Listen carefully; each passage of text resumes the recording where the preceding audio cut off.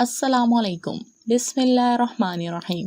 حدیث الفتون بسند امام نسائی قاسم بن ابی ایوب فرماتے ہیں کہ مجھے سعید بن جبیر نے خبر دی کہ میں نے حضرت عبداللہ بن عباس سے اس آیت کی تفسیر دریافت کی جو حضرت موسیٰ کے بارے میں آئی ہے، یعنی وَفَتَنَّکَ فَتُونَ۔ میں نے دریافت کیا کہ اس میں فتون سے کیا مراد ہے۔ ابن عباس رضی اللہ تعالی عنہما نے فرمایا کہ اس کا واقعہ بڑا طویل ہے، صبح کو سویرے آ جاؤ تو بتلا دوں گا۔ جب اگلے دن جب صبح ہوئی تو میں سویرے ہی ابن عباس رضی اللہ تعالی عنہما کی خدمت میں حاضر ہو گیا تاکہ کل جو وعدہ فرمایا تھا اس کو پورا کر سکوں۔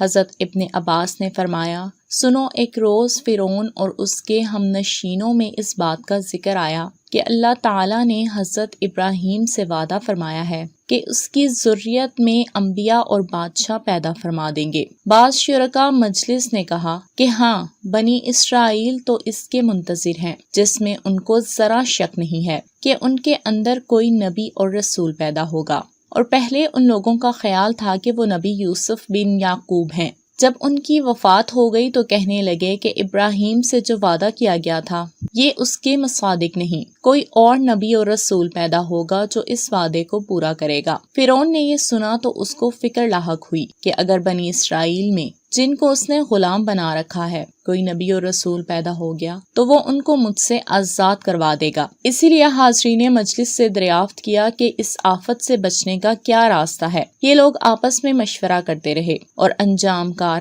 سب کی رائے اس پر متفق ہو گئی کہ بنی اسرائیل میں جو بھی لڑکا پیدا ہوا اس کو ذبح کر دیا جائے، اور اس کے لیے ایسے سپاہی مقرر کر دیے گئے جن کے ہاتھوں میں چھریاں تھیں۔ وہ بنی اسرائیل کے ایک ایک گھر میں جا کر دیکھتے تھے، جہاں کوئی لڑکا نظر آیا اس کو ختم کر دیا۔ کچھ عرصہ یہ سلسلہ جاری رہنے کے بعد ان کو یہ ہوش آیا کہ ہماری سب خدمتیں اور محنت مشقت کے کام تو بنی اسرائیل ہی سر انجام دیتے ہیں، اگر یہ سلسلہ قتل کا جاری رہا تو ان کے بوڑھے تو اپنی موت مر جائیں گے اور بچے ذبح ہوتے رہے تو آئندہ بنی اسرائیل میں کوئی مرد نہ رہے گا جو ہماری خدمتیں انجام دے۔ نتیجہ یہ ہوگا کہ سارے مشقت کے کام ہمیں خود ہی کرنے پڑیں گے۔ اسی لیے اب یہ رائے ہوئی کہ ایک سال میں پیدا ہونے والے لڑکوں کو چھوڑ دیا جائے، دوسرے سال میں پیدا ہونے والوں کو ذبح کر دیا جائے۔ اس طرح بنی اسرائیل میں کچھ جوان بھی رہیں گے جو اپنے بوڑھوں کی جگہ لے سکیں گے، اور ان کی تعداد اتنی زیادہ بھی نہیں ہوگی جس سے فرعونی حکومت کو خطرہ ہو سکے۔ یہ بات سب کو پسند آئی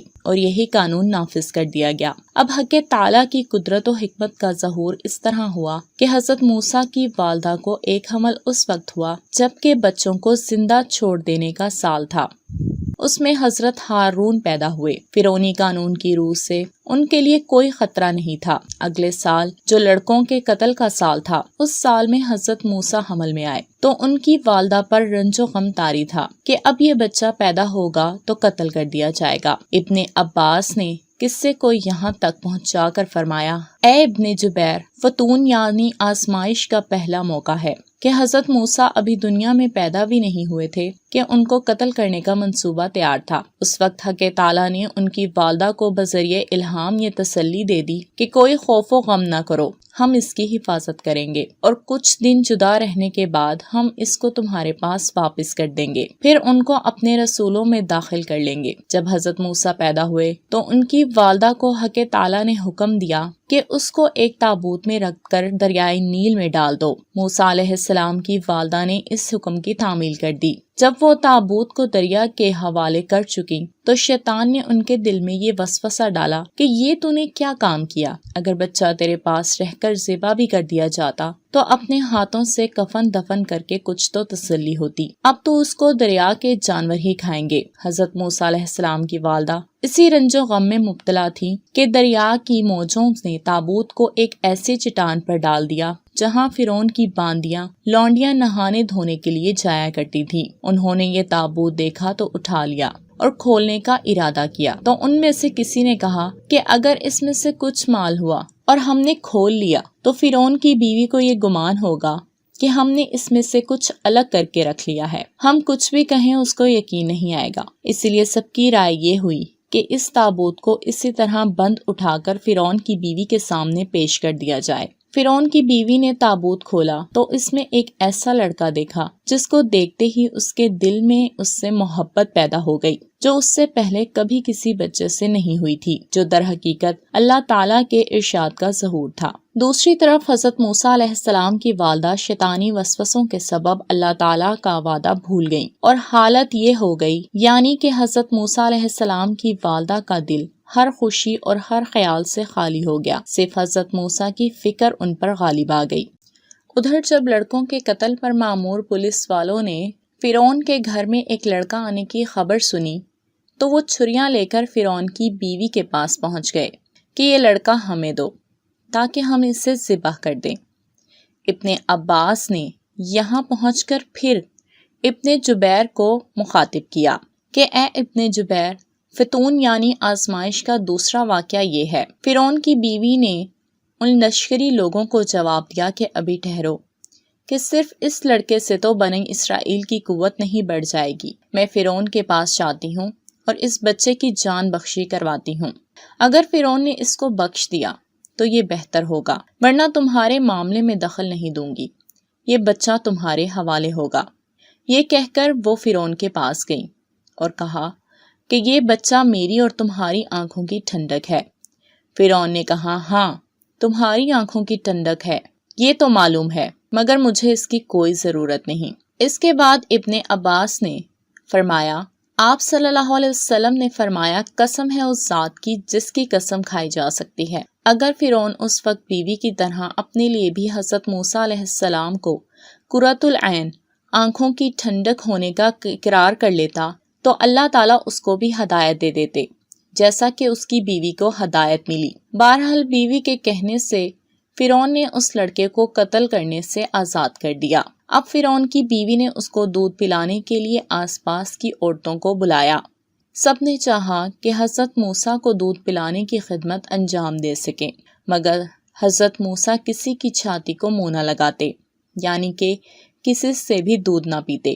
اب فرعون کی بیوی کو یہ فکر ہوئی کہ جب یہ کسی کا دودھ نہیں لیں گے تو یہ زندہ کیسے رہیں گے، اسی لیے اپنی کنیزوں کے اسے سپرد کر دیا کہ اس کو بازار اور لوگوں کے مجمع میں لے جاؤ، شاید کسی عورت کا دودھ قبول کر لیں۔ دوسری طرف حضرت موسیٰ کی والدہ نے بے چین ہو کر اپنی بیٹی کو کہا کہ ذرا باہر جا کر تلاش کرو اور لوگوں سے دریافت کرو کہ اس تابوت اور بچے کا کیا انجام ہوا، وہ زندہ ہے یا دریائی جانوروں کی خوراک بن چکا ہے۔ اس وقت تک ان کو اللہ تعالیٰ کا وعدہ یاد نہیں آیا تھا جو حالت حمل میں ان سے حضرت موسیٰ علیہ السلام کی حفاظت اور چند روزہ جدائی کے بعد واپسی کے لیے کیا گیا تھا۔ حضرت موسیٰ کی بہن باہر نکلی تو قدرت کا کرشمہ دیکھا، فرعون کی کنیزیں اس بچے کو لیے ہوئے دودھ پلانے والی عورتوں کی تلاش میں ہیں۔ جب انہوں نے یہ ماجرا دیکھا کہ یہ بچہ کسی عورت کا دودھ نہیں لیتا اور یہ کنیزیں پریشان ہیں تو ان سے کہا کہ میں تمہیں ایک ایسے گھرانے کا پتہ بتاتی ہوں جہاں مجھے امید ہے یہ ان کا دودھ بھی لیں گے اور وہ اس کی خیر خواہی اور محبت سے بھی پالیں گے۔ یہ سن کر ان کنیزوں نے اس پر شبہ کیا اور اس کو پکڑ لیا کہ یہ عورت شاید اس کی ماں یا کوئی عزیز خاص ہو جو یہ اتنے اطمینان سے کہہ رہی ہے کہ وہ گھر والے اس کی خیر خواہ اور ہمدرد ہیں۔ اس وقت وہ بھی پریشان ہو گئی۔ ابن عباس نے اس جگہ پہنچ کر پھر ابن جبیر کو خطاب کیا کہ یہ تیسرا واقعہ فتون یعنی آزمائش کا ہے۔ اس وقت حضرت موسیٰ علیہ السلام کی بہن نے بات بنا لی اور کہا کہ میری مراد اس گھر والوں کے ہمدرد یا خیرخواہ ہونے سے یہی تھی کہ فرعونی دربار تک ان کی رسائی ہوگی، اس سے ان کو منافع پہنچے گا اور امید ہوگی، اسی لیے وہ اس بچے کی محبت و ہمدردی میں کوئی کسر نہ رکھیں گے۔ یہ سن کر کنیزوں نے ان کو چھوڑ دیا۔ یہ واپس اپنے گھر پہنچی اور حضرت موسیٰ کی والدہ کو واقعہ سنایا۔ وہ ان کے ساتھ اس جگہ پہنچی جہاں وہ کنیزیں جمع تھیں۔ کنیزوں کے کہنے سے انہوں نے بچے کو گود میں لے لیا۔ حضرت موسیٰ علیہ السلام نے فوراً ان کی چھاتیوں سے لگ کر دودھ پینے لگے، یہاں تک کہ پیٹ بھر گیا۔ یہ خوشخبری فرعون کی بیوی کو پہنچی کہ اس بچے کے لیے دودھ پلانے والی مل گئی۔ فرعون کی بیوی نے حضرت موسیٰ کی والدہ کو بلوایا۔ انہوں نے آ کر حالات دیکھے اور یہ محسوس کیا کہ فرعون کی بیوی میری حاجت و ضرورت محسوس کر رہی ہے، تو ذرا خودداری سے کام لیا۔ اہلیہ فرعون نے کہا کہ آپ یہاں رہ کر اس بچے کو دودھ پلائیں۔ کیونکہ مجھے اس بچے سے اتنی محبت ہے کہ میں اس کو اپنی نظروں سے غائب نہیں رکھ سکتی۔ موسیٰ کی والدہ نے کہا کہ میں تو اپنے گھر کو چھوڑ کر یہاں نہیں رہ سکتی، کیونکہ میرا خود کا بھی ایک بچہ ہے جس کو میں دودھ پلاتی ہوں، میں اس کو کیسے چھوڑ دوں؟ ہاں، اگر آپ اس پر راضی ہوں کہ بچہ میرے سپورٹ کر دیں، میں اپنے گھر میں رکھ کر اس کو دودھ پلاؤں، اور میں یہ وعدہ کرتی ہوں کہ اس بچے کی خبر گیری اور حفاظت میں کوئی کوتاہی نہیں کروں گی۔ حضرت موسیٰ کی والدہ کو اس وقت اللہ کا وعدہ بھی یاد آ گیا، جس میں فرمایا کہ چند روز کی جدائی کے بعد ہم ان کو تمہارے ہاں واپس دے دیں گے۔ اس لیے وہ اور اپنی بات پر جم گئیں۔ اہلیہ فرعون نے مجبور ہو کر ان کی بات مان لی، اور یہ اسی روز حضرت موسیٰ کو لے کر اپنے گھر گئیں۔ اللہ تعالیٰ نے ان کی نشوونما کا خاص طریقہ فرمایا۔ جب موسیٰ ذرا قوی ہوئے تو اہلیہ فرعون نے ان کی والدہ سے کہا کہ بچہ مجھے لا کر دکھاؤ، میں اس کو دیکھوں، میں اس کو دیکھنے کے لیے بہت ہی زیادہ بے چین ہوں۔ اہلیہ فرعون نے اپنے سب درباریوں کو حکم دیا کہ یہ بچہ آج ہمارے گھر میں آ رہا ہے، تم میں سے کوئی ایسا نہ رہے جو اس کا اکرام نہ کرے اور کوئی ہدیہ اس کو پیش نہ کرے، اور میں خود اس کی نگرانی کروں گی۔ تم لوگ اس معاملے میں کیا کرتے ہو؟ اس کا اثر یہ ہوا کہ جس وقت حضرت موسیٰ اپنی والدہ کے ساتھ گھر سے نکلے، اس وقت ان پر تحفوں اور ہدیہ کی بارش ہونے لگی، یہاں تک کہ اہلیہ فرعون کے پاس پہنچے تو اس نے اپنے پاس سے خاص تحفے اور ہدیے الگ پیش کیے۔ اہلیہ فرعون ان کو دیکھ کر بے حد مسرور ہوئیں اور یہ سب تحفے حضرت موسیٰ کی والدہ کو دے دیے۔ وہ ان کو انعامات اور تحفے دیں گے۔ جب ان کو لے کر فرعون کے پاس پہنچی تو فرعون نے ان کو اپنی گود میں لے لیا۔ حضرت موسیٰ نے فرعون کی داڑھی پکڑ کر زمین کی طرف جھکا دیا۔ اس وقت دربار کے لوگوں نے فرعون سے کہا کہ آپ نے دیکھ لیا کہ اللہ تعالیٰ نے اپنے نبی ابراہیم صلی اللہ علیہ وسلم سے جو وعدہ کیا تھا کہ بنی اسرائیل میں ایک نبی پیدا ہوگا جو آپ کے ملک و مال کا وارث ہوگا، آپ پر غالب آئے گا اور آپ کو پچھاڑ دے گا، یہ وعدہ کس طرح پورا ہو رہا ہے؟ فرعون متنبہ ہوا اور اس وقت لڑکوں کو قتل کرنے والے سپاہیوں کو بلا لیا تاکہ اس کو ذبح کر دیں۔ ابن عباس نے یہاں پہنچ کر ابن جبیر کو خطاب کیا کہ یہ چوتھا واقعہ فتون یعنی آزمائش کا ہے۔ پھر موت سر پر منڈلانے لگی۔ اہلیہ فرعون نے دیکھا تو کہا، آپ تو یہ بچہ مجھے دے چکے ہیں، پھر اب یہ معاملہ کیا ہو رہا ہے؟ فرعون نے کہا کہ تم یہ نہیں دیکھتی کہ یہ لڑکا اپنے عمل سے گویا یہ دعویٰ کر رہا ہے کہ وہ مجھ کو زمین پر پچھاڑ کر مجھ پر غالب آ جائے گا۔ اہلیہ فرعون نے کہا کہ آپ ایک بات کو اپنے اور میرے معاملے کے فیصلے کے لیے مان لیں، جس سے بات ظاہر ہو جائے گی کہ بچے نے یہ معاملہ بچپن کی بے خبری میں کیا ہے یا دیدہ دانستہ کی شوخی سے۔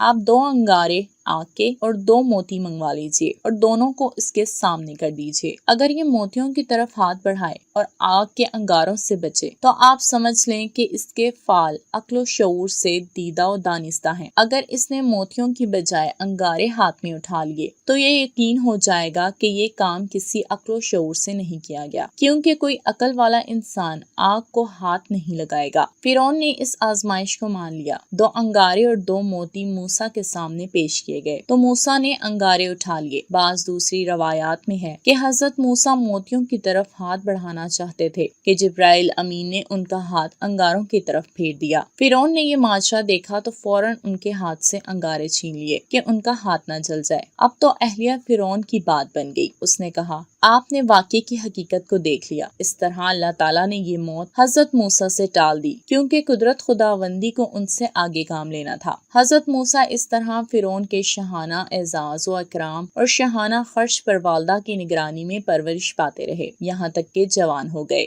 امید کرتی ہوں دوستوں آپ کو یہ ہماری ویڈیو پسند آئی ہوگی، اسی لیے اسے زیادہ سے زیادہ اپنے دوستوں اور پیاروں کے ساتھ شیئر کریں تاکہ وہ بھی اس سے فائدہ اٹھا سکیں، اور ویڈیو پسند آنے کی صورت میں ہمارے چینل کو سبسکرائب کرنا نہ بھولیں اور ساتھ میں لگے بیل آئیکن کو بھی لازمی پریس کر دیں تاکہ آپ ہماری ہر نئے آنے والی ویڈیو دیکھ سکیں۔